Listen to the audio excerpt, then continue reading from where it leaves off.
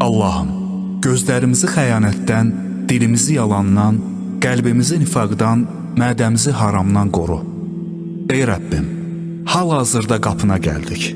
Boynumuz bükülü halda sənə yalvarırıq. Əllərimizi sənə açmışıq, hüzurunda dayandıq. Bütün pis əməlləri bir tərəfə qoyduq. Bizləri hüzurundan boş geri çevirmə. Sənin əhvinə, mərhəmətinə, lütfünə, himayənə və qorumana daha çox ehtiyac hiss etdiyimiz bu zamanda bizləri sənsiz buraxma.